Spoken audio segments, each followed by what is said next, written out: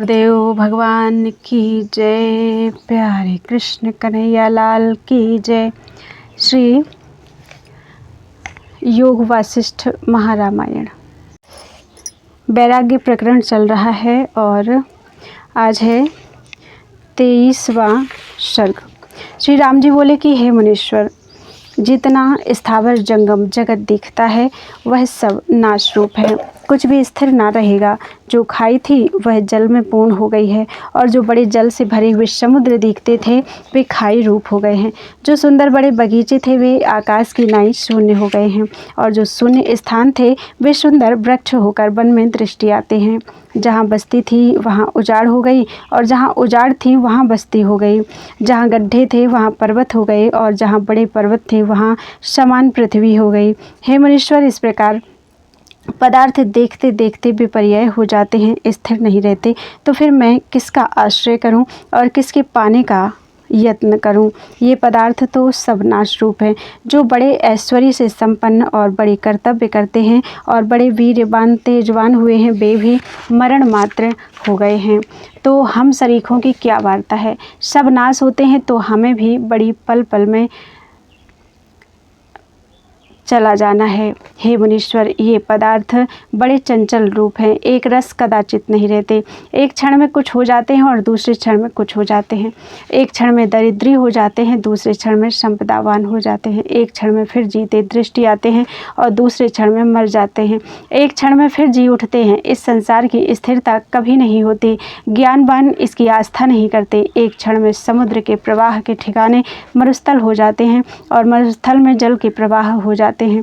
हे मुनीश्वर, इस जगत का आभास स्थिर नहीं रहता। जैसे बालक का चित्त स्थिर नहीं रहता वैसे ही जगत का पदार्थ एक भी स्थिर नहीं रहता है।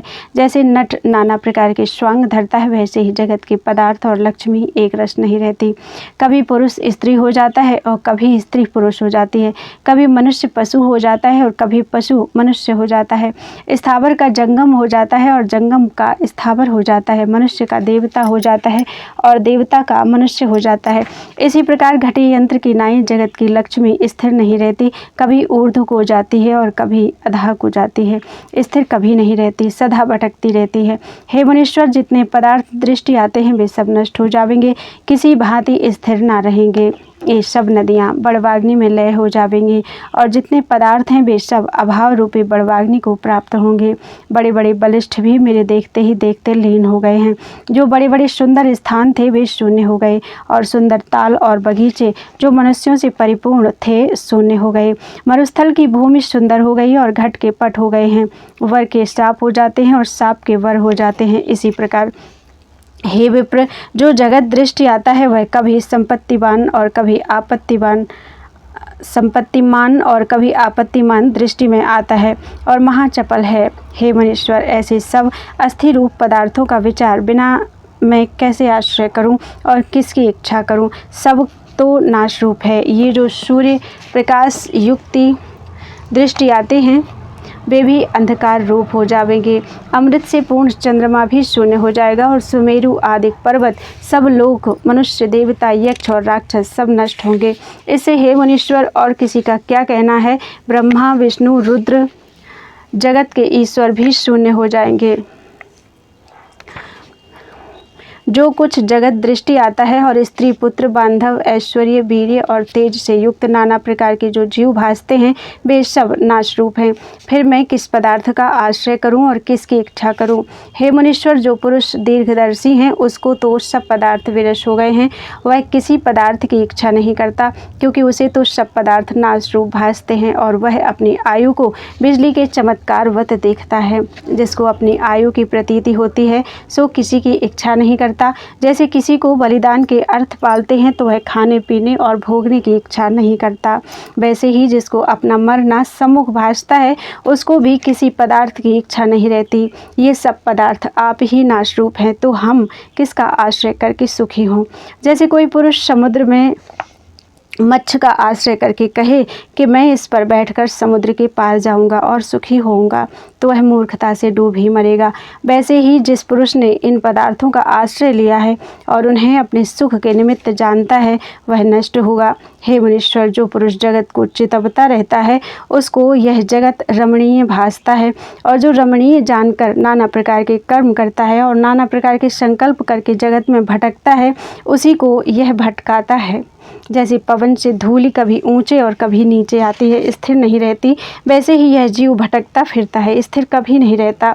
और जिस पदार्थ की इच्छा करता है वह सब काल का ग्रास है। ईंधन रूपी जगत वन में काल रूपी अग्नि लगी, उसने सबको ग्रास लिया है। जो इन पदार्थों की इच्छा करते हैं वे महामूर्ख हैं। जिनको आत्मविचार की प्राप्ति है उनको यह जगत भ्रम रूप भासता है, और जिसको आत्मविचार की प्राप्ति नहीं है उसको यह जगत रमणीय भासता है। जगत को देखते ही देखते नष्ट हो जाता है।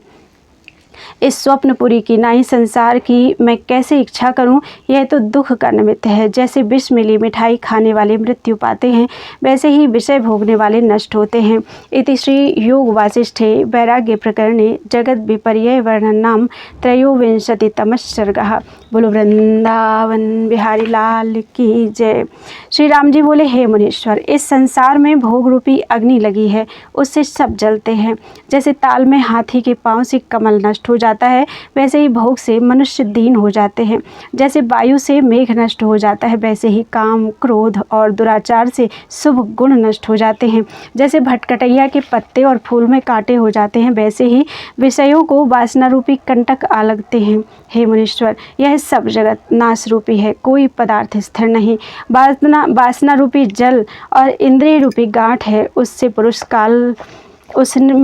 पुरुष काल से ग्रसा है, वह बड़े दुख पावेगा। हे मुनीश्वर, वासना रूपी सूत में जीव रूपी मोती पिरोए हुए हैं, और मन रूपी नट आय पिरोकर चैतन्य रूपी आत्मा के गले में डालता है। जब वासना रूपी तागा टूट पड़ता है तब यह सब भ्रम भी निवृत्त हो जाता है। हे मुनीश्वर, इस जीव को भोग की इच्छा ही बंधन का कारण है, उसी से यह भटकता है और शांति नहीं पाता।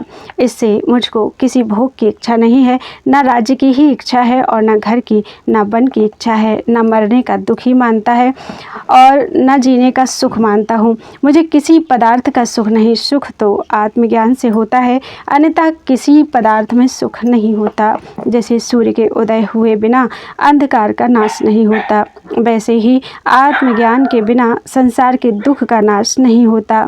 इसके लिए आप वही उपाय कहिए जिससे मोह का नाश हो और मैं सुखी हूँ। हे मुनीश्वर, भोग के भोगने वाले अहंकार को मैंने त्याग दिया, फिर भोग की इच्छा कैसे हो। हे मुनीश्वर, विषय रूप सर्प ने जिसका स्पर्श किया उसका नाश हो जाता है। सर्प जिसको काटता है वह एक ही बेर उसको मार डालता है, पर विषय रूपी सर्प जिसको काटता है वह अनेक जन्म पर्यंत मारता ही चला जाता है। इसमें परम दुख का कारण विषय भोग ही है और परम विष है। हे मुनीश्वर, आरे से अंग का काटना और वज्र से शरीर का चूर्ण होना मैं सहूँगा, परंतु विषय का भोगना मुझे किसी प्रकार सहा नहीं जाता। यह तो मुझको दुखदायक ही दृष्टि आता है। इससे वही मुझसे कहिए जिससे मेरे हृदय से अज्ञान रूपी अंधकार का नाश हो, और जो ना कहोगे तो मैं अपनी छाती पर धैर्य रूपी शिखा धर के बैठा रहूँगा, परंतु भोग की इच्छा ना करूँगा। हे मुनीश्वर, जितने पदार्थ हैं वे सब नाश रूप हैं। जैसे बिजली का चमत्कार हो के छिप जाता है और अंजलि में जल नहीं ठहरता, वैसे ही विषय भोग और आयु नष्ट हो जाते हैं, ठहरते नहीं हैं। जैसे कांटे से मछली दुख पाती है, वैसे ही भोग की तृष्णा से जीव दुख पाते हैं। इससे मुझे किसी पदार्थ की इच्छा नहीं। जैसे कोई मरीचिका के जल को सत्य जान जलपान की इच्छा करे और दौड़े पर जल नहीं पाता है, इससे मैं किसी पदार्थ की इच्छा नहीं करता हूँ। इति श्री योग वासिष्ठे वैराग्य प्रकरणे सर्वांत प्रतिपादन नाम चतुर्विंशतितमः सर्गः। बोलो वृंदावन बिहारी लाल की जय। श्री राम जी बोले कि हे मुनीश्वर, संसार रूपी गड्ढे और मोह रूपी कीच में मूर्ख का मन गिर जाता है। उससे वह दुख ही पाता है, शांतिवान कभी नहीं होता। जब जरावस्था आती है तब जैसे पुरातन वृक्ष के पत्र पवन से हिलते हैं वैसे ही अंग हिलते हैं और तृष्णा बढ़ जाती है। जैसे नीम का वृक्ष ज्यों ज्यों वृद्ध होता है त्यों त्यों कटुता बढ़ती है, तैसे ही तृष्णा बढ़ती है।